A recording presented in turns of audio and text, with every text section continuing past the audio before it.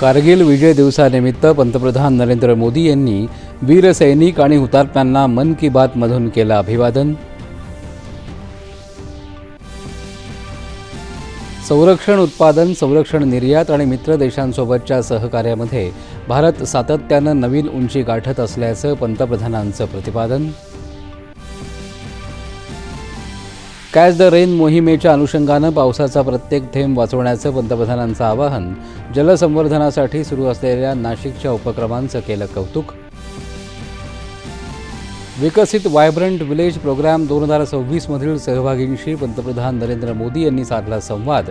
विकसित भारत घडवण्यात युवकांची भूमिका महत्त्वाची असल्याचं प्रतिपादन. कारगिल विजय दिवसानिमित्त देशासाठी बलिदान देणाऱ्या वीर जवानांना देशाची कृतज्ञतापूर्वक आदरांजली. लडाखच्या कारगिल युद्ध स्मारकावर संरक्षण मंत्र्यांचं वीर जवानांना अभिवादन. पेपरफुटी प्रकरणांशी संबंधितांना कठोर शिक्षेची तरतूद असलेलं सार्वजनिक परीक्षा अयोग्य मार्गांचा प्रतिबंध सुधारणा विधेयक 2026 उद्या लोकसभेमध्ये मांडण्यात येणार. केंद्रीय मंत्री प्रल्हाद जोशी यांनी शिक्षण मंत्रालयाचा अतिरिक्त कार्यभार स्वीकारला. महत्त्वाच्या उपक्रमांचा आढावा घेण्यासाठी घेतली बैठक.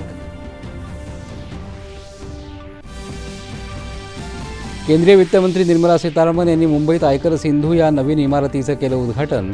नागरी केंद्रित प्रशासनावर भर देत लोकसेवेच्या भावनेचं काम करण्याचं अधिकाऱ्यांना केलं आवाहन. हरारे इथं सुरू असलेल्या T20 क्रिकेट सामन्यात भारताचं झिम्बाब्वेपुढे 193 धावांचं आव्हान.